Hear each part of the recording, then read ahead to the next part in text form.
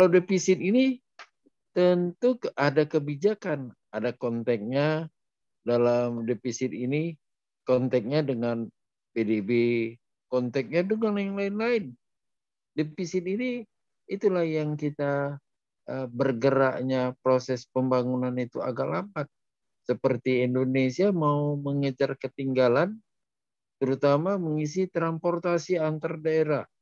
Misalnya bangun jalan tol, bangun apa.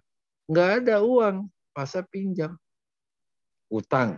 Itu persoalan utang kan. Nanti utang itu ada kaitan dengan perekonomian. Gimana? Nanti kita akan bicarakan ya. Jadi defisit ini menjadi masalah. Nah, defisit ini bisa dilakukan dengan pinjaman. Ya kan, untuk menutup defisit ini kan kita lakukan dengan pinjaman.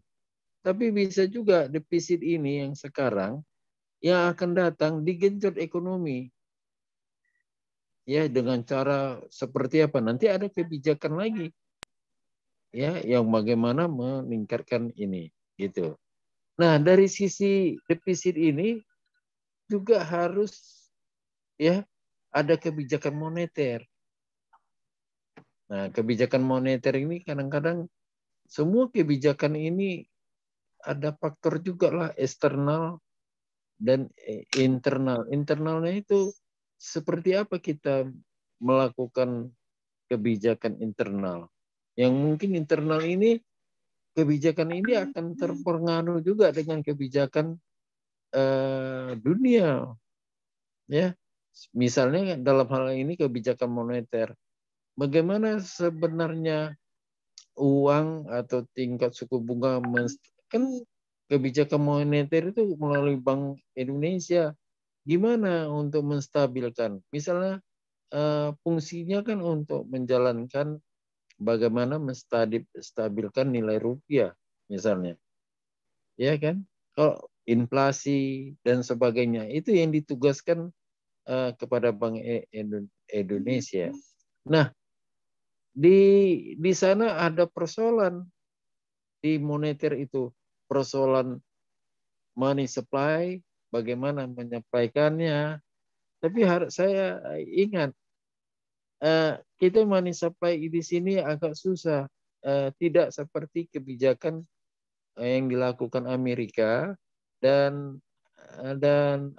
Cina, ya. Hanya dua negara yang melakukan, ya, artinya mencetak uang tanpa perlu ada jaminan emas. Kalau kita enggak, harus wajib gitu. Karena takut inflasi itu, ya. Jadi momoknya menggerakkan ekonomi itu, momoknya itu adalah inflasi. Jadi uang ini tadi money supply itu tidak mudah ditawarkan.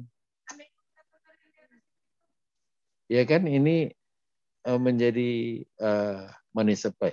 Money supply itu sangat dengan defisit ada hubungannya. Nah, seperti yang pada gambar yang saya gambarkan itu ada hubungan itu, tanda hubungan itu. Jadi defisit mempengaruhi money supply juga mempengaruhi defisit.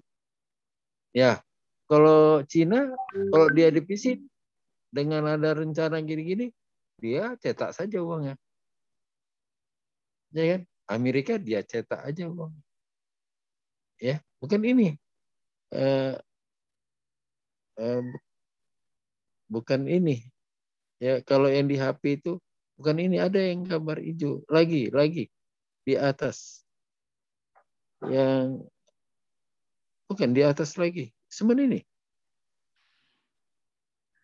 Coba. Yang ini doang, Prof. Ada. Hah? Yang di share ini, Prof, yang di grup. Oh, ini yang di apa? Iya, Prof. Bukan. Oh, kalau gitu salah saya itu. Oh, saya gini. Saya fotokan saja di sini. Saya sharekan ke ini ya, di bisa ya. Iya, Coba Prof, kalau bisa, Prof. saya ulang. Saya foto dulu ya. Iya, Prof. Siap, Prof. Harus saya keluar dulu.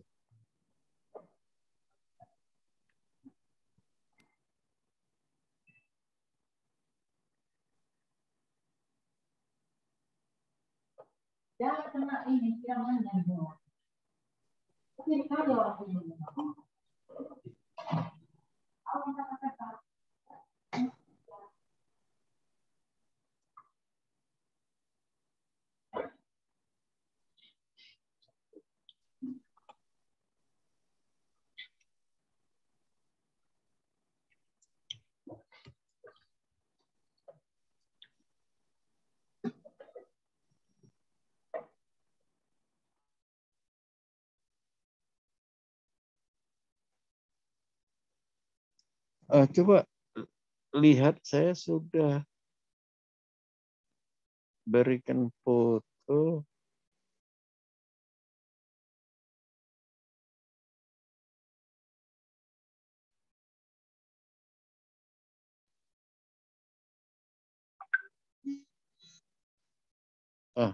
Coba lihat, saya udah berikan foto tuh. Ada. Siap, udah masuk, Prof. Wah, itu yang gambaran dulu kita. Nanti baru kita ceritakan masing-masing hubungan ini macam mana kaitannya nanti ya. Mungkin itu ya. Jadi untuk menstabilkan makroekonomi itu ada kebijakan, kita kenal kebijakan fiskal dan ada kebijakan moneter kan gitu ya. Jadi kebijakan fiskal tadi ada penerimaan, upaya pemerintah bagaimana membesarkan penerimaan setiap tahunnya, ya. Dan pengeluaran juga diusahakan menyesuaikan dengan pencapaian kita dalam menuju sasaran kemampuan ekonomi kita. Jadi ada anggaran rutin nanti di sana, ada anggaran rutin, ada anggaran dan sebagainya. Tapi persoalannya penerimaan dan pengeluaran ini kan ada defisit. Itu yang tergambar defisit itu.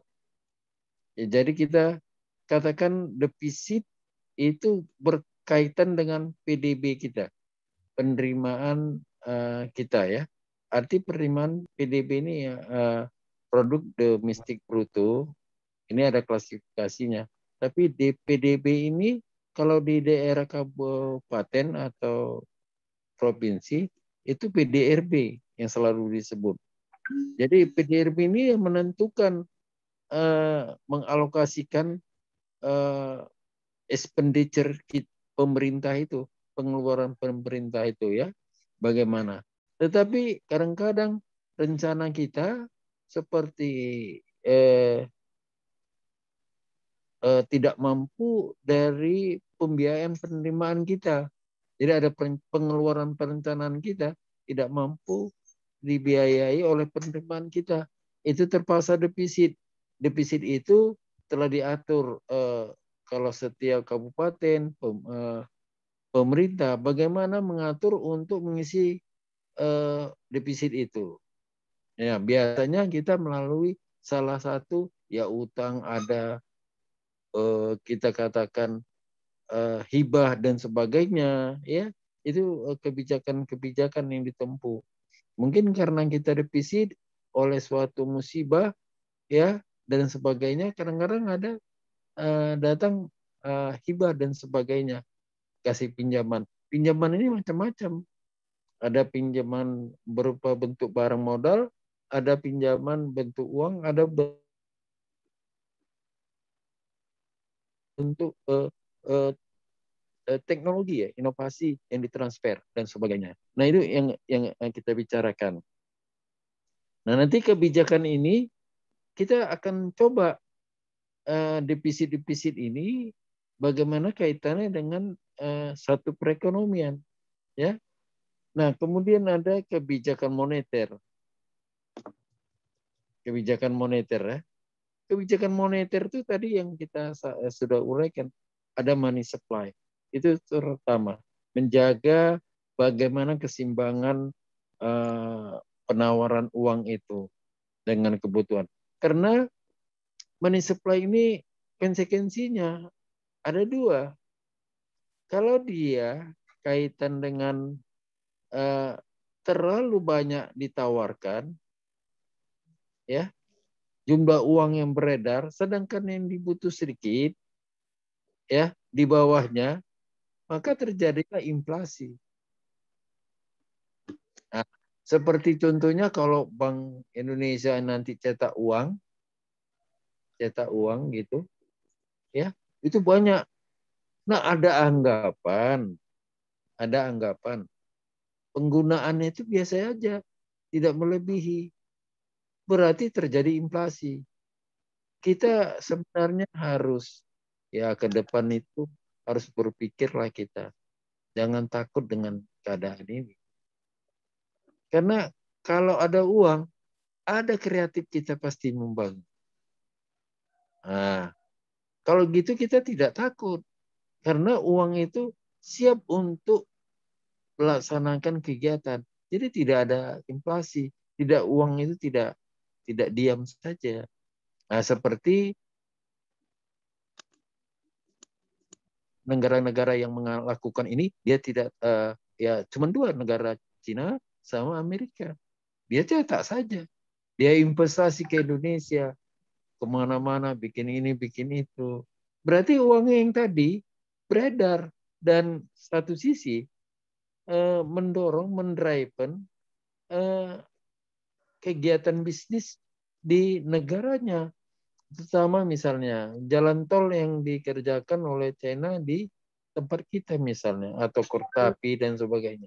Nah, bahan untuk semua itu dengan perjanjian kita itu dari negaranya. Berarti kan terjadi perputaran uang itu, distribusi uang itu frekuensinya sangat cepat.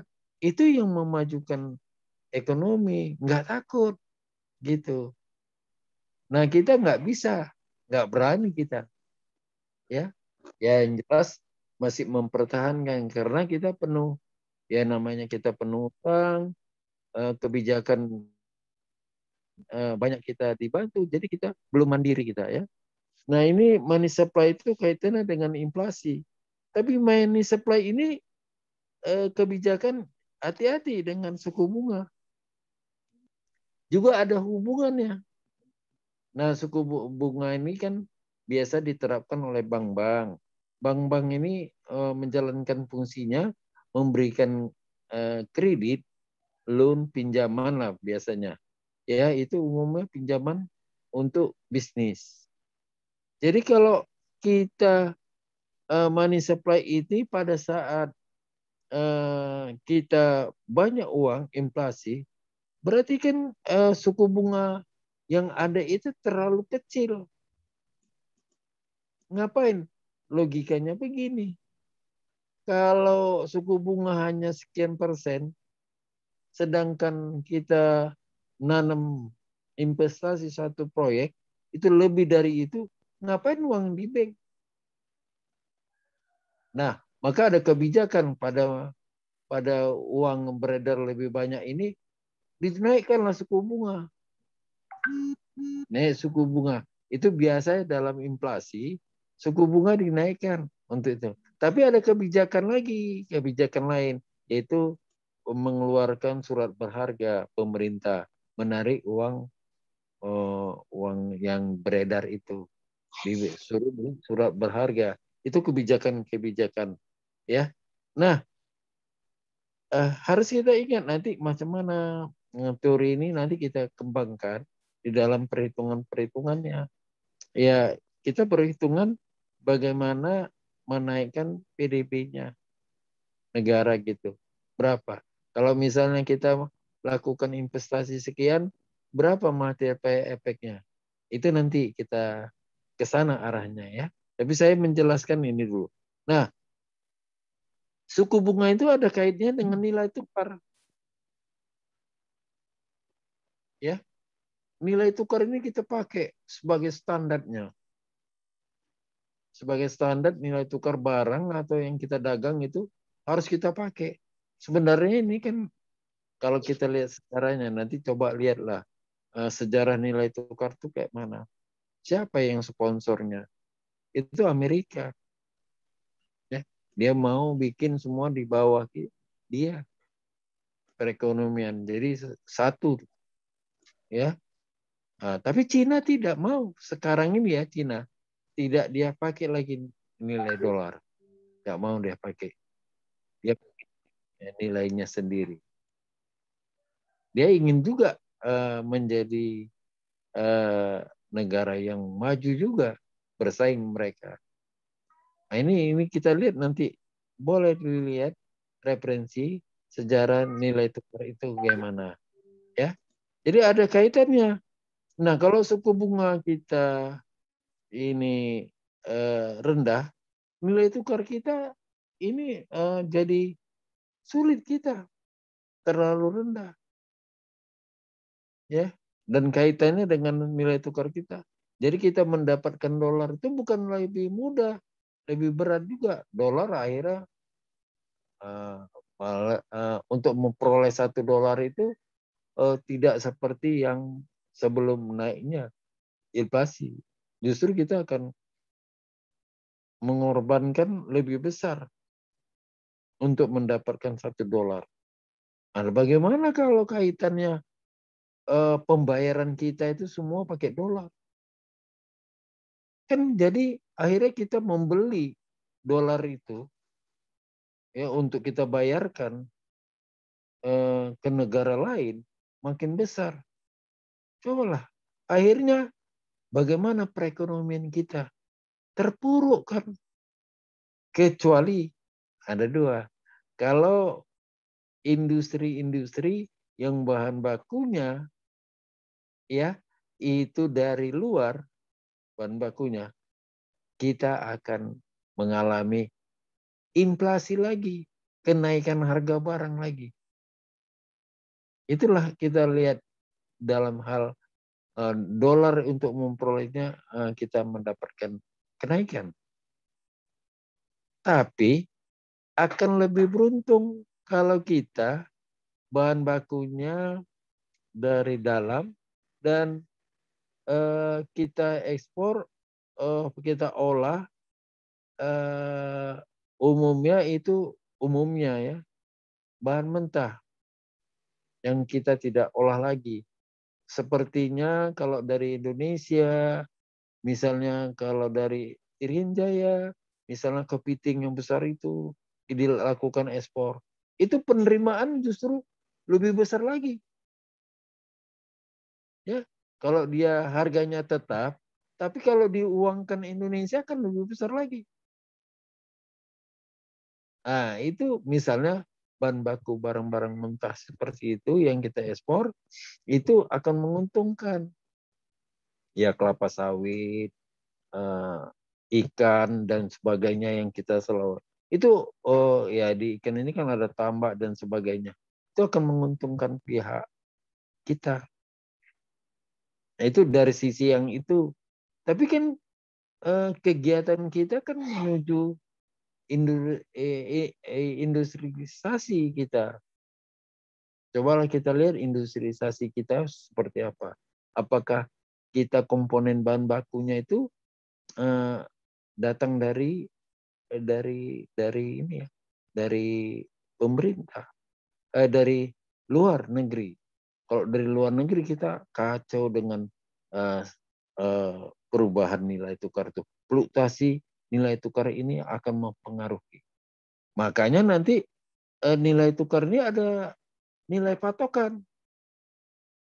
Apa yang kita pakai kebijakan mengambang atau nilai patokan. Jadi tidak mengganggu pelaku-pelaku bisnis. Misalnya saya ambil contoh di Malaysia. Ya, dia pakai nilai patokan. Walaupun terjadi macam mana, dia patokkan RM1 sekian. Tapi kalau mengambang tidak demikian. Tergantung diserahkan ke pasar. Itulah naik terus. Kita kalau ada sedikit kekacauan kita, naik terus nilai dolar kita. Nilai tukar dolar kita naik terus. Kalau naik ini yang hajab kita. Tidak ada sifat perlindungan kita seperti apa. Nah, makanya akhirnya nilai tukar ini jadi komoditi dagangan. Di akhir-akhir tertentu biasanya nilai dolar ini naik. Misalnya kita lihatlah pemilihan umum, wah itu nilai dolar naik. Atau kondisi ekonomi misalnya negara tertentu yang berpengaruh itu finansialnya kekurangan, itu juga bisa pengaruh Indonesia. Nanti kita lihat bagaimana pengaruhnya ya. Jadi nilai tukar ini sangat rendah. Nah tentu kita mau bikin bagaimana efeknya terhadap PDB kita. Ini menjadi pertimbangan kita juga nanti. Ya, nah ini masalah hal ini menjadi pertimbangan bagi kita ya. Kemudian itulah kebijakan moneter yang harus dipertahankan. Kemudian persoalan yang lain berkaitan dengan defisit tadi, karena defisit itu salah satu kita yang seperti sekarang ini, ekonomi kita kan lesu, apalagi sekarang sedang merangkak. Jadi kelompok sasaran kita, sasaran pemerintah baik nasional, pemerintah maupun daerah, itu bagaimana mengenjot ekspor. Itu ada kaitannya. Kalau ekspornya tinggi, PDB kita makin baik, makin meningkat.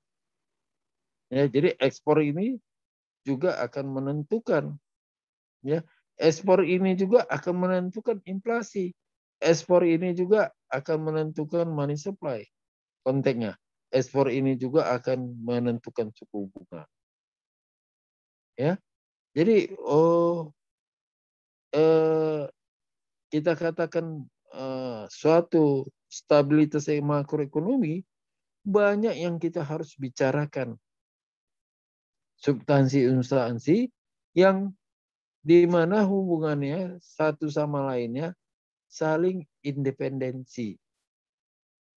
Ya, saling keterkaitan. Tidak bisa kita apakan ya. Jadi nanti ekspor ini bagaimana?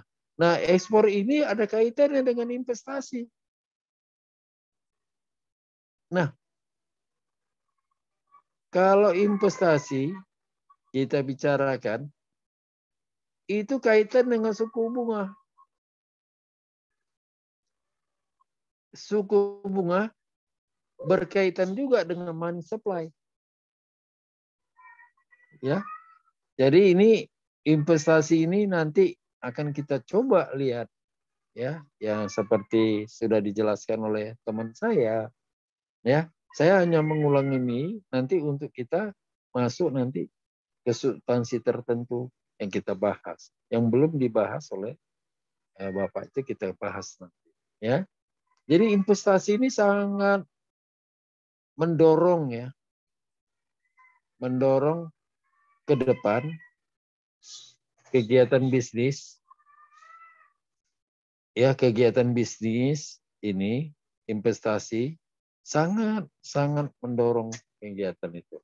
Tapi harus berpikir kebijakan investasi.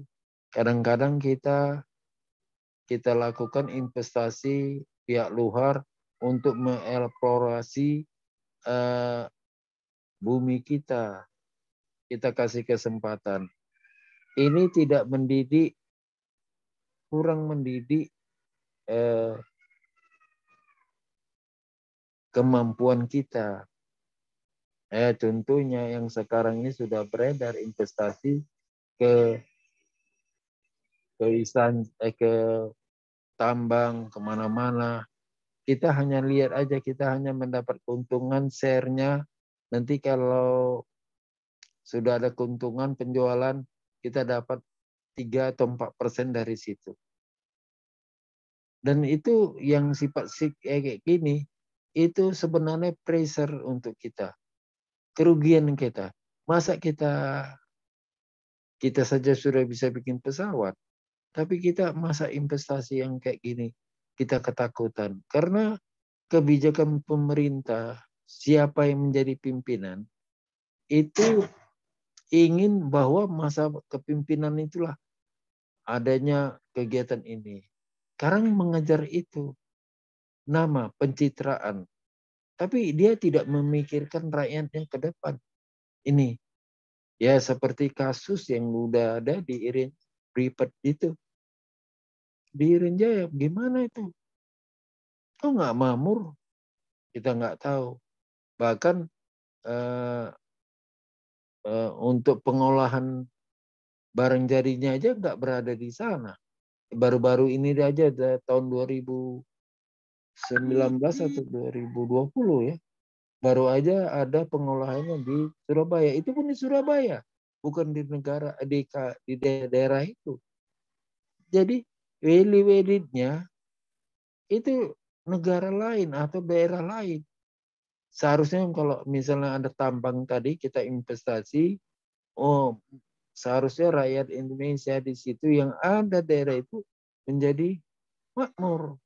Kalau makmur itu artinya ya semua yang diolah itu dapat mendorong ekonomi daerah. Ya, ya salah satunya misalnya pengolahan emas itu ya berada di sana. Tentu tenaga kerjanya, pajaknya apa semua masuk. Ini di tempat lain. Nah itu investasi. Kemudian kalau investasi itu haruslah investasi. Boleh kamu investasi di Indonesia ini dengan karena kan mengharapkan tenaga kerja murah, lahan luas, ya boleh bahan bakunya ada di Indonesia, tapi memasarkan tidak boleh di dalam negeri. Dia untuk ekspor saja. Kalau yang di dalam negeri juga, ya ngapain? Orang di daerah kita dia masarkan sini, dia cari di sini semua. Akhir putar sirkulasi uangnya mereka raup semua dari sektor ini, dia raup dari sektor ini, dia baru, ya kan?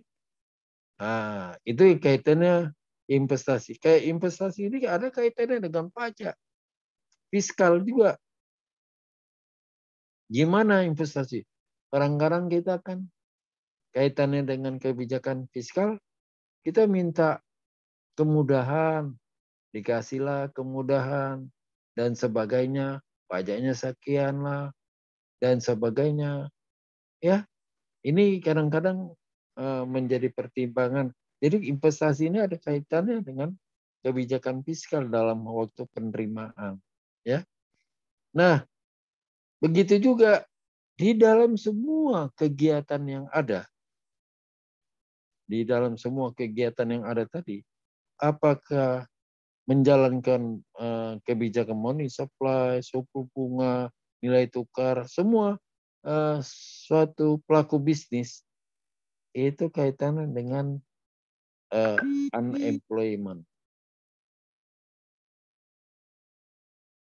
Bagaimana itu dengan penyerapan tenaga kerja, tetapi dapat masih ada pengangguran, terutama pengangguran tersembunyi. Karena pengangguran ini kan beban dari rumah tangga. Jadi kalau ada pendapatannya, misalnya di daerah lah kita katakan, misalnya daerah kalau saya tadi udah katanya di Irian tuh ada ya Irian mana itu tadi ada teman yang dari Irian itu usahanya sektor pertanian. Ya, di situ bisa kita lihat unemployment, ya pengangguran tersembunyi. Contohlah kalau 1 hektar menanam padi itu berapa orang? Kalau kita lihat dengan ekonomisnya untuk 1 orang cukup 3 orang atau 4 orang. Kita katakan gitu ya. Ini contohnya dulu. Nah, tetapi yang dipekerjakan 7 orang. Berarti 3 orang ini kan pengangguran tersembunyi. Yang jadi beban rumah tangga, kepala rumah tangga. Ya, tidak efisien, yang seharusnya dikerjakan 4 orang, dikerjakan 7 orang. Ini juga dipertimbangkan. Tapi yang unemployment ini bisa juga disebabkan kemampuan skillnya yang terbatas. Apa itu kemampuan skill yang terbatas? Tidak mempunyai skill dia, akhirnya dia menganggur. Misalnya ada buka perusahaan, tapi tingkat pendidikan skillnya sangat terbatas, tidak ada. Ya nggak mungkin ya dipekerjakan. Kan itu. Nah ini masalah-masalah yang kita hadapi juga. Bagaimana satu kegiatan pembangunan itu